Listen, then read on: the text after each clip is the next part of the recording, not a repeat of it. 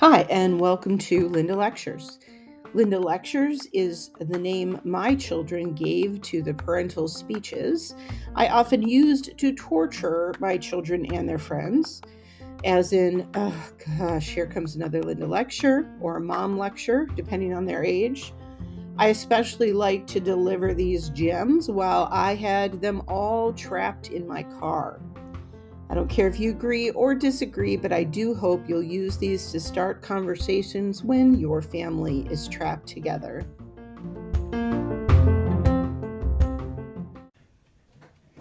Hi, and welcome to another Linda lecture. Today I'm going to be talking about balance, the yin and the yang. For those of you that haven't seen the symbol, I should probably pull one up on the video. I didn't think about that. But it's the circle with the two black and white curly cues on either side that are balanced out, and there's like a hole in the middle, and one's white, one's black. The center is black and white. And the concept of yin and yang is all about balance. There are mountains and there are valleys.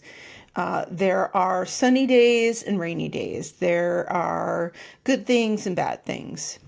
And this week, I happened to get in a conversation with my son about jerky, nasty people and how great it would be if they were all wiped off the face of the earth. And there is a temptation, I'll admit, at times to want something similar, right? Let's just be honest. You meet really mean people and you want them to get their due. And we'll talk in another episode about, what I think about that, about how people get their due, and about, if I believe in a plan and things like that. But one thing I do know is that it's hard to appreciate the good things if you don't have the bad things.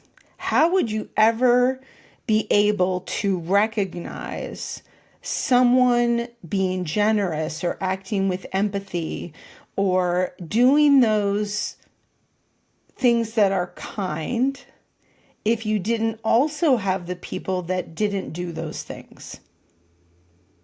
Think about it. I don't want to condone that behavior or have anyone think, oh, it's okay that I'm a complete jerk because I'm helping people appreciate what all the good they have in their life. Let's not go there. But I do think that having those people that do not treat others well, that do not do what we may consider to be the right thing, helps us appreciate the people who do the right thing.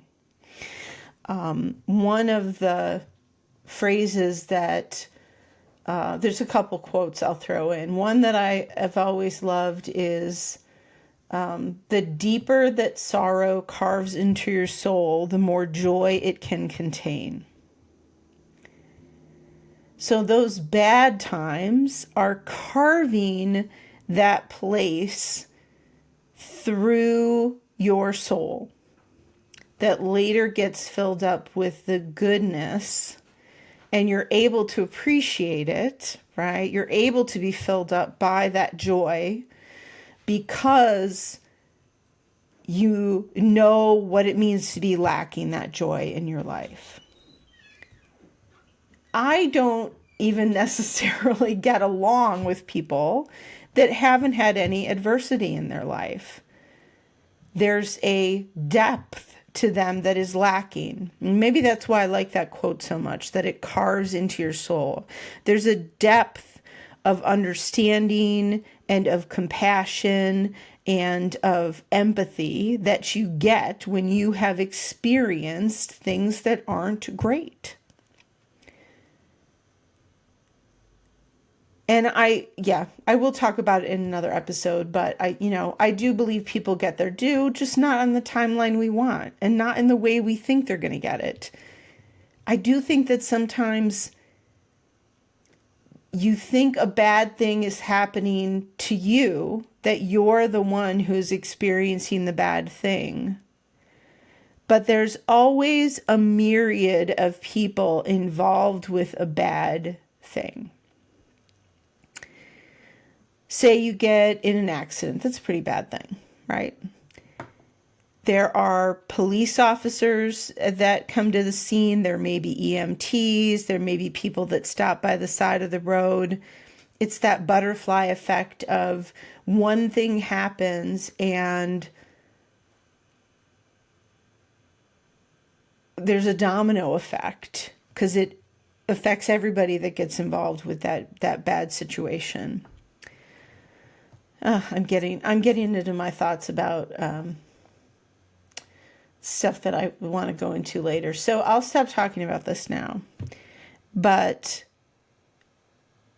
take this little piece of advice with you as you go about your day, that the bad stuff enables you to appreciate the good stuff.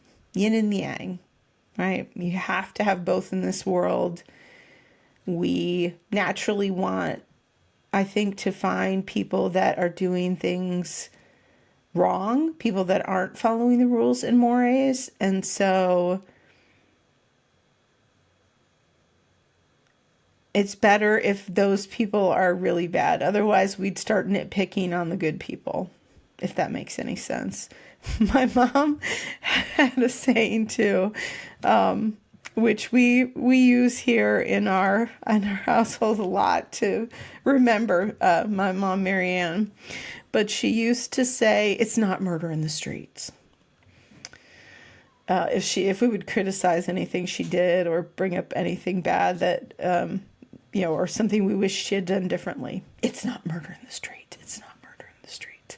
And we used to jokingly tell her, so everything up to but not including murder in the streets is okay. Like that's where you're drawing the line. Murder in the streets is the bad thing, and everything else is okay.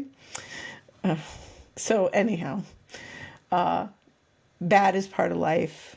The good's there too. Try to find the good today, and just let the bad people go on their way. Don't let them ruin your good day. That's it. Thanks, and I'll talk to you again on Linda Lectures. Bye.